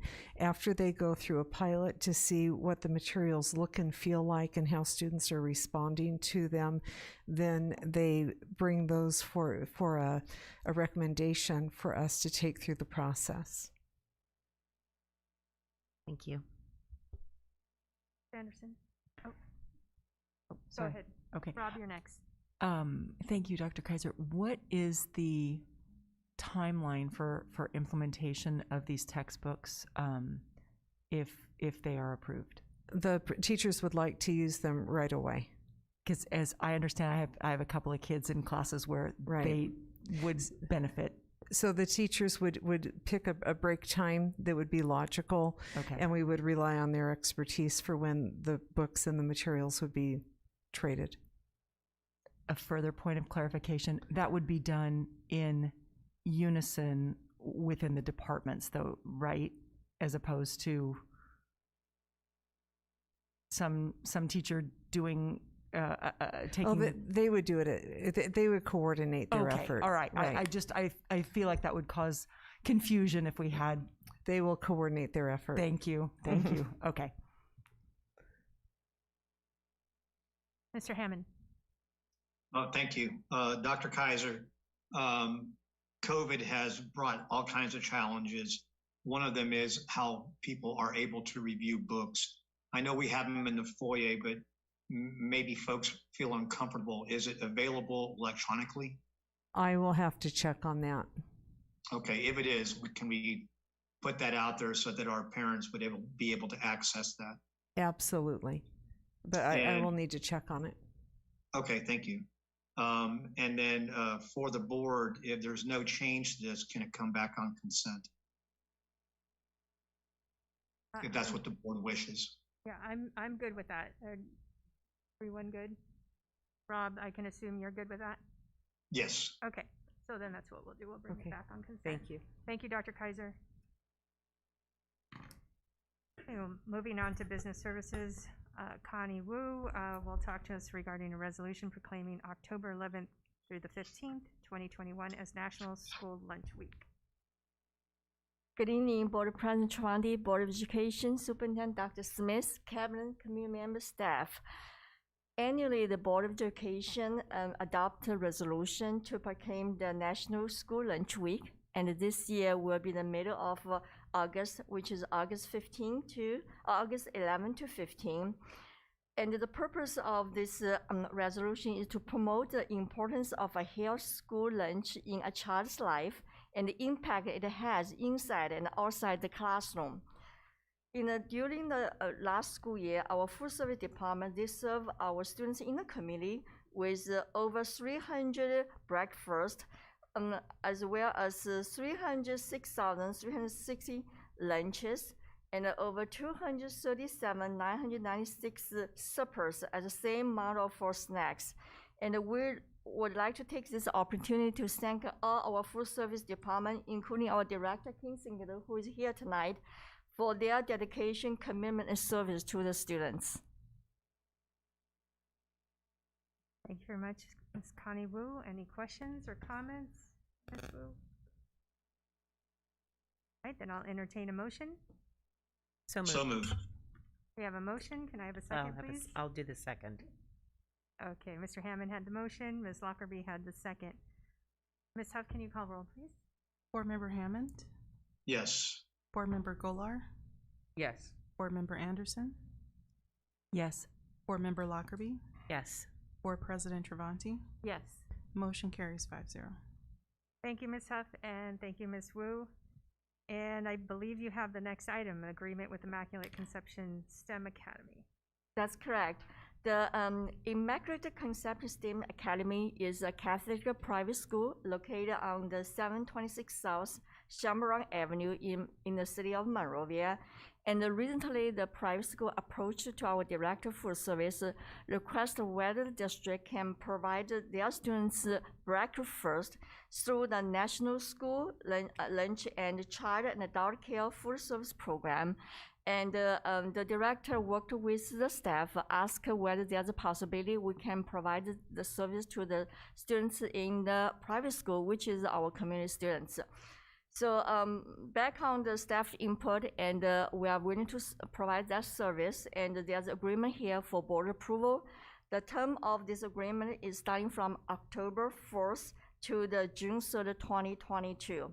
And as a result of this service, the meal claim was through the state and federal reimbursement, and we do charge the $1 per student's meal for delivery service because they are requested the deliver, and as well as we'll charge $5.70 per adult meals. Okay, thank you very much. Any questions or comments? Wu? I just have one. Mr. Hammond? Connie, is there a termination? I couldn't see it in there. Is there a termination on mutual consent if for some reason the program is not working out for us with like 30 days written notice or something? Yeah, I think so. We did. And in the agreement on page 3, item number 18, we also list in case there's a shortage of food and interruption, and then we will work with the academy to find a solution. And if there's additional cost, and then we will pass the cost to the academy. Thank you for the questions. Okay, but that didn't really answer my question. That tells us what we're going to do. I want to know if we can terminate if it's not mutually beneficial. Are we able to cancel the contract before the end of the school year? I couldn't see it in there. That's why I'm asking the question. We will quickly go through. I believe we did. Well, I can't vote on it until I know that answer. Okay.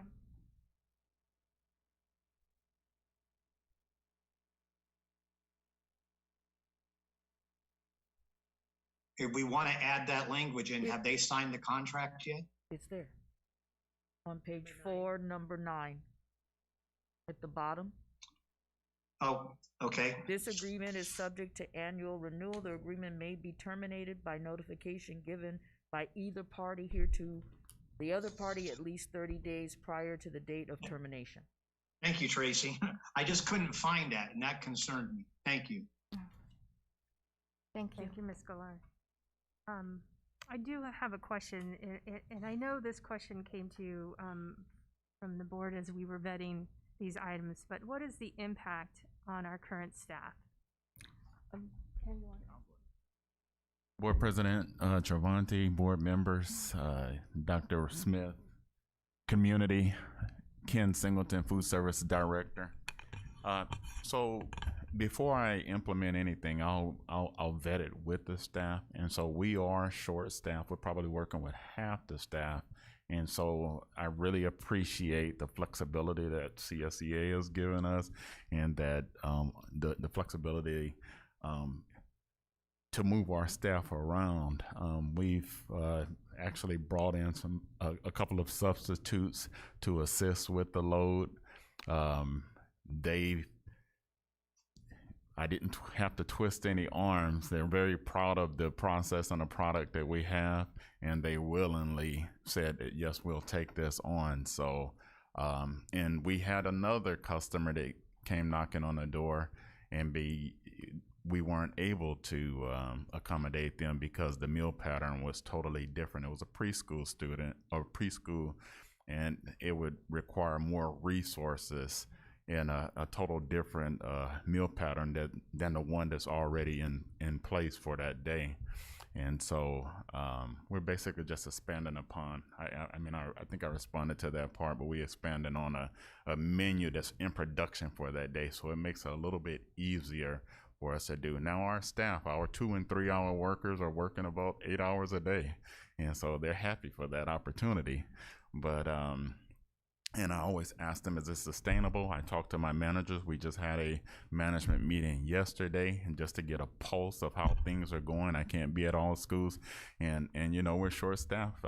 I was serving at Plymouth. I've been serving supper at Plymouth all week, and so, but I was a cafeteria manager myself, so I know, and just to get out there and show that support, but they assure me that it's sustainable and that it's not going to negatively impact our employees. So that's coming from my management staff, as well as I'm out at all of the schools talking to the staff as well.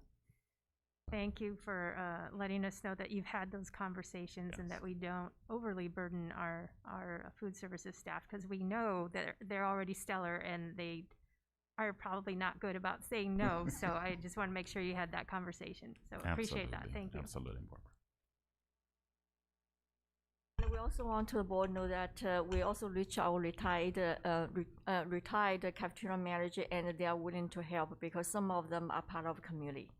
So staff is very motivated to continue serve the community. But your questions are very, very well observed, and we constantly get input from staff, and we will keep you the board and superintendent informed about the status. All right, thank you. If there aren't any other questions or comments, I'll entertain a motion. So moved. Second. We have a motion and a second. Any additional discussion? Seeing none, Ms. Huff, can you call roll, please? Board Member Golar? Yes. Board Member Anderson? Yes. Board Member Lockerbie? Yes. Board Member Hammond? Yes. Board President Travanti? Yes. Motion carries 5-0. Thank you, Ms. Huff. We'll move on to the purchase agreement with Gold Star Foods. Ms. Wu?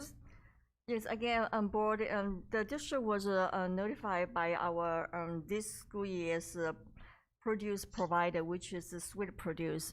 And due to the material and the labor shortage, the company could not able to provide, continue to provide a produce product. This is one of the components for our students' meals. So in order to make sure that our meal service to our students continue without interruption, and our director moved quickly and checking for what company can continue provide such service. And we are so fortunate that the Golden Star, which is our current distributor for the meal, for the frozen bread and commodity food, they are willing to provide the produce for our food service department. And they already established routine deliver, as they already did for us. So for them to provide additional produce is kind of smooth transition, but we're all aware of that. This is not the shortage of the labor and material is not impact the one supply or distributor, is impact the entire industry. So our duty is make sure the district is committed to provide the students nutritious meal on a daily basis, and we will continue looking for the resources to make sure that we have several vendors provide our materials of food, so that we can continue to provide the meal for our students. Thank you, Ms. Wu. Any questions or comments? Anderson? Thank you, Ms. Wu. Just to clarify, and I believe you answered this, but I just want to make sure the $95,000 is basically going to be a wash with the other agreement because they're commensurate in costs. Is that correct? That's correct. Is if the Swiss Produce continue to provide the food, then the $95,000 will be paid to them, because they are no longer provide the food. The cost will be given to the Golden Star, which continue the service. So it's not an additional $95,000. It's just going to a different vendor. That's correct. Okay, the dollar amount from the budget is the same. It's just a vendor are different. Perfect. Thank you very much. Oh, go ahead. Thank you so much, Ms. Wu. I want to say how much I appreciate the work that you do to look for the best financial situation to get our students the best food. Over the past 3 years, I have watched how hard you and Mr. Singleton work to do that. And you will, you will find the best price for the best food. It makes me nervous to have only one distributor. And I understand that the reason that we're in this situation is because it is a global supply chain issue that we all must make do with. I just want to ask that you continue to do what you're doing and look for other vendors, because when we only have one option, there isn't competition, and that makes me nervous. So I just want to ask that you continue to do the job that you have already committed to do, and that is to continue to search for a variety of vendors. Definitely.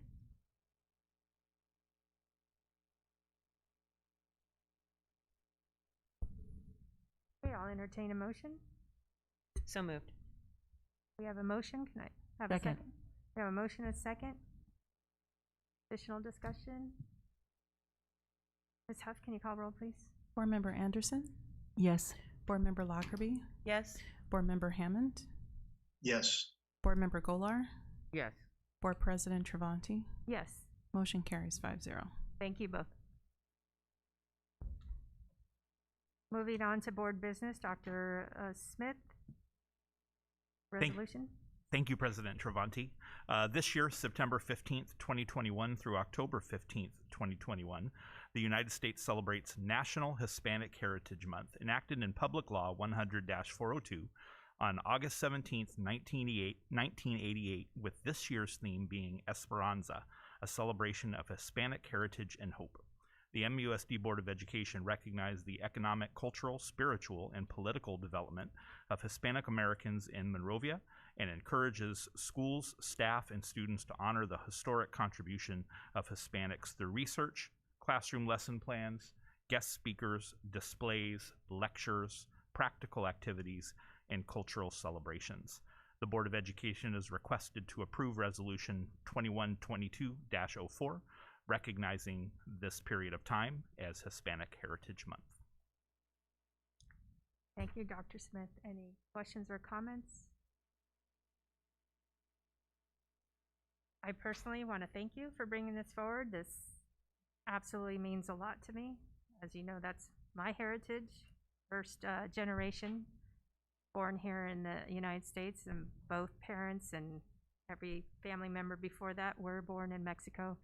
And although I'm a proud U.S. citizen, I am also equally as proud of my culture and heritage. And we have a high population here in Monrovia, as you know, and our students and families that have also that Hispanic heritage. So thank you for bringing this to the board. I will entertain motion if there are no other questions. So moved. Second. We have a motion and a second. Additional discussion? Ms. Huff, can you call roll, please? Board Member Lockerbie? Yes. Board Member Hammond? Yes. Board Member Golar? Yes. Board Member Anderson? Yes. Board President Travanti? Yes. Motion carries 5-0. Thank you, Ms. Huff. Moving on to approval of job description, Deputy Superintendent. Thank you, President Travanti. The board is recommended to approve the non-represented certificated management position of Deputy Superintendent under the direction of the Superintendent to assist in meeting the demands of successfully operating the district and instituting appropriate transformation of functions.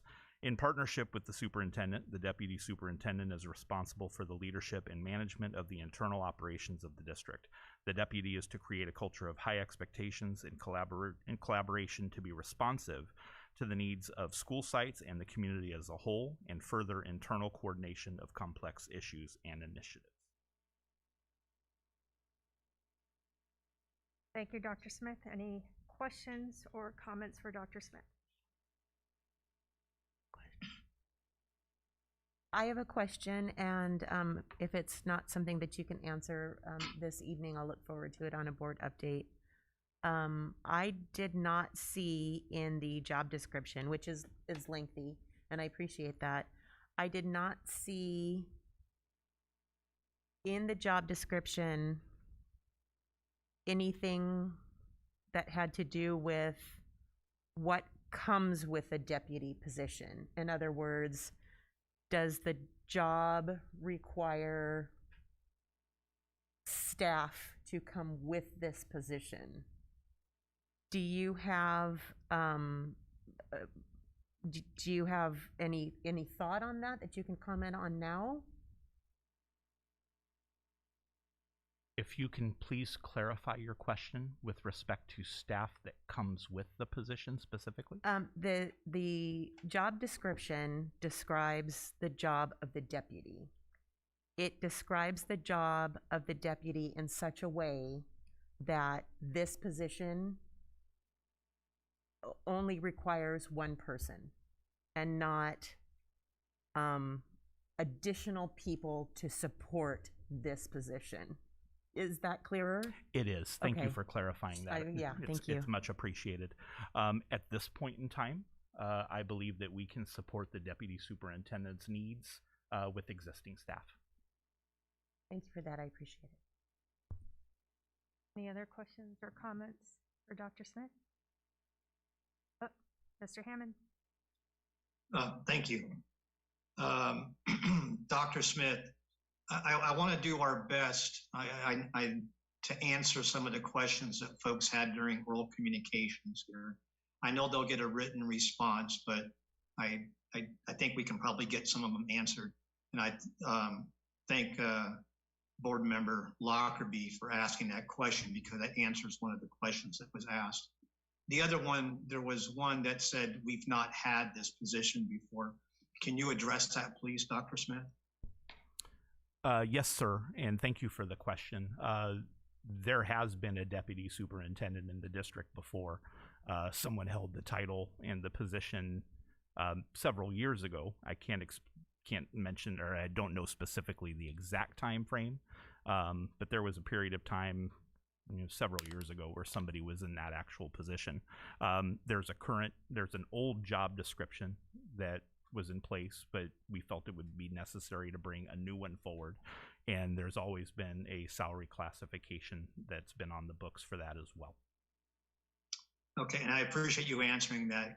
That will help at least get an answer to folks who had written tonight.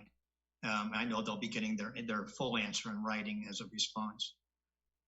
One more follow-up question to that, please, is on the salary requirement. Since the salary requirement had already been there, it's not that it has been a budgeted item, but it's one that is not new to us, that it can always be activated once that it is in our, I will say, downline, because it's a position that we hold, and when time comes and needs, that you can fill that position, and that would be the same with the salary as well.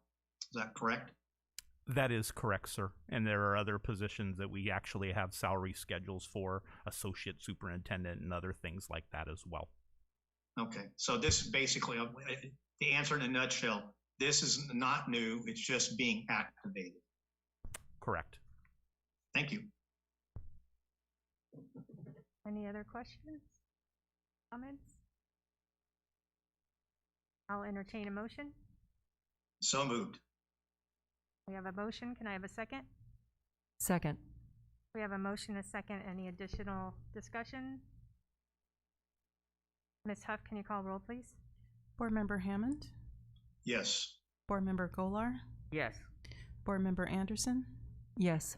Board Member Lockerbie? Yes. Board President Travanti? Yes. Motion carries 5-0. Moving on to setting of salary for classification deputy superintendent. Thank you, President Travanti. It is recommended that the board set the salary on the appropriate salary schedule for the classification deputy superintendent. The salary for this position shall be set at range 74.5 on the management salary schedule. Thank you, Dr. Smith. Any questions or comments for Dr. Smith? Ms. Lockerbie? Thank you, Madam President. You mentioned range 74.5. Where could someone find the scale if they were interested in looking for that? Generally speaking, when it comes to salary schedules, whether it's for classified employees, CSEA, if you will, certificated or even management, generally speaking, those salary scales should be available on Human Resources website for the public to see. If there happens to be a salary schedule that is not posted, I'll work closely with Dr. Jackson to make sure that it is, and I'll get that taken care of this week. Okay, so just to clarify, you will be checking and making any updates that would be needed. If one is missing, we certainly will. Thank you. Absolutely. Any other questions or comments? None. I entertain a motion. So moved. We have a motion. Can I have a second? Second. We have a motion, a second. Additional discussion? Seeing none, Ms. Huff, can you call roll, please? Board Member Golar? Yes. Board Member Anderson? Yes. Board Member Lockerbie? I wanted to say with my vote that with new leadership comes change. And change can be difficult, at least for me. And this has been a difficult decision for me because it requires faith in the future vision of our superintendent. And faith can sometimes be difficult, at least for me. And I have had lengthy conversations on this issue with Dr. Smith, as have we all. And I can't agree with the decision, even though it's difficult to embrace. So my vote is yes. Board Member Hammond? Yes. Board President Travanti? Yes. Motion carries 5-0. Thank you, Ms. Huff. We'll move on to professional service agreement with executive search firm Leadership Associates. Dr. Smith. Thank you, President Travanti. The Board of Education is requested to approve an agreement with Leadership Associates to lead the search for the next Deputy Superintendent of Monrovia Unified School District. The proposed agreement details the services to be provided by Leadership Associates. Any questions or comments regarding Wait, real quick. Mr. Hammond? Thank you. Dr. Smith, this is for the public edification. Will you please articulate the reason why using a search firm is beneficial, more beneficial to find the individual than using EdJoin? Yes, sir. For these types of positions, which really are considered executive leadership positions, whether it's superintendent itself, deputy superintendent, assistant superintendent, any position that's in top level management in a school district, it certainly is advantageous to utilize a search firm to assist with a process like that. One of the key reasons being, if you typically think about how people look for jobs, you have two types of folks. You have some folks that are out and actively looking, and they'll find a position or a position they're interested in all the usual channels. So like an EdJoin, different job boards, things like that. However, that doesn't always get you the top, most qualified candidates to fit the specific things a district is looking for or the interests that the district has. Sometimes it's not so much the candidates that you are out looking for a position or a new opportunity that you're looking to reach. A lot of times it's looking for people that haven't thought about looking for a new position or a new opportunity. And having an organization like Leadership Associates, which conducted the search for superintendent here in Monrovia, as well as many others, they also have deep experience in searches for assistant superintendents, deputy superintendents, and the like. Using them and their vast resources and network will, what I believe, produce a really highly qualified candidate pool of people that perhaps even are highly qualified but weren't necessarily looking for a position. Thank you very much. I appreciate that clarification.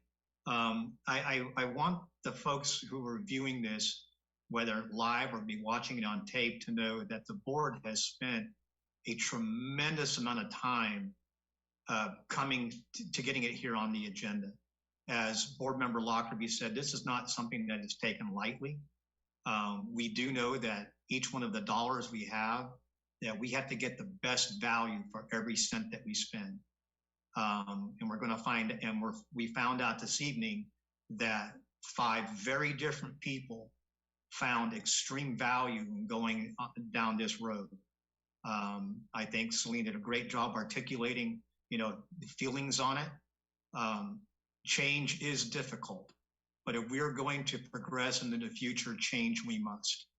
And so I appreciate your clarification, Dr. Smith, because I think it's important for people to know the reasoning behind it. Thanks.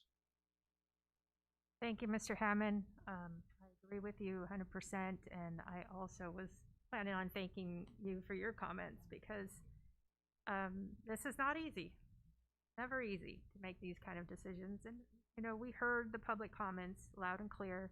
It's not something, we turn our back on, and we have worked really hard to come to this point. So appreciate all of that. At this point, if there aren't any other comments or questions regarding contract, Ms. Anderson?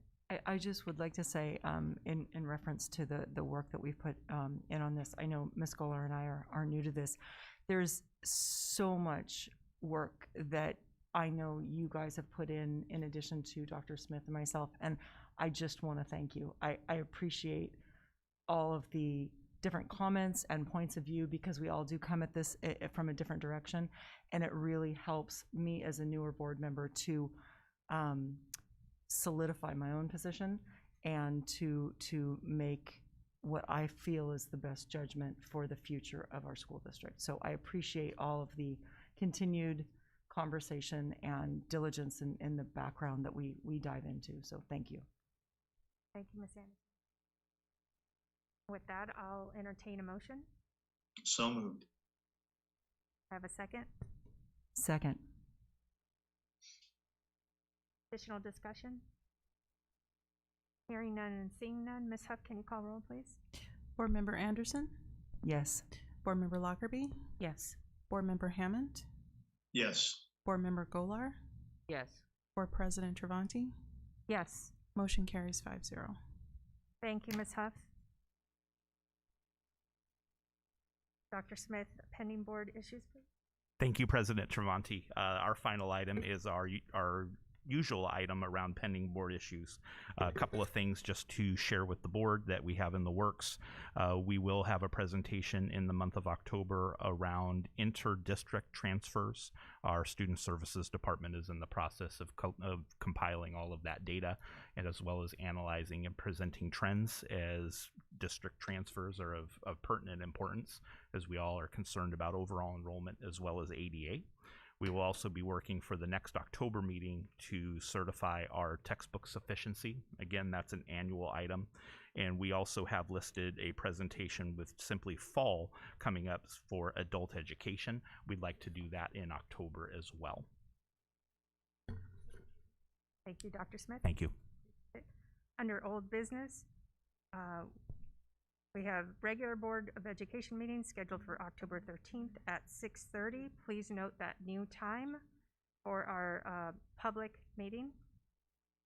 And then October 27th, 6:30 p.m. as well, regular Board of Education meeting. Under new business, Canyon Early Learning Center Back to School night will be tomorrow night at 6 o'clock. Great California Shakeout is on October 21st. That happens, I believe, at 10 a.m., right? That's at 10 o'clock, 10:17, something like that. More information to come out to students and parents and staff. And our State of the Schools address is November 17th, 2021. More information to come out regarding that soon. There will be some communications on that. Also, I do want to add something, Dr. Smith, to your to-do list. I'd like you to pull out the dress code policy, and then please task our committee, our equity committee, with reviewing that and making recommendations and making sure it's aligned with the language, the current language with CSBA and Ed Code, and make sure that, you know, our policy is current and free from any bias. So if you could do that. It would be a pleasure to do that. I'll work closely with our new Student Services Director, Dr. Kimberly Cabrera, on reviewing and revising that policy as appropriate. We also have other reviews of policies in the works as well. I understand. It needs to go on the docket. And we are looking forward to that, and we will certainly work with the Board Policy Committee on this as well from an equity perspective. Perfect. Thank you so much.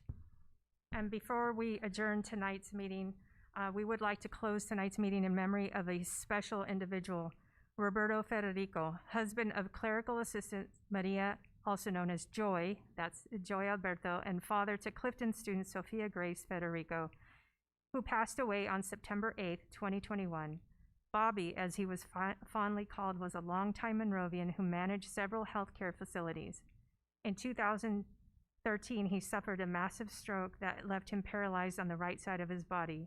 Despite his disabilities, he continued to be proactive with his health and wellness and enjoyed life with zest and as independently as he could. His positive outlook on life touched and inspired so many lives in our community. He will be greatly missed. And a celebration of life service will be held for Bobby this Saturday at First Evangelical Church of Arcadia at 4 p.m. Our thoughts and prayers are with Alberto and the Federico family at this time. And I'll close this meeting at 9:14 p.m. Thank you.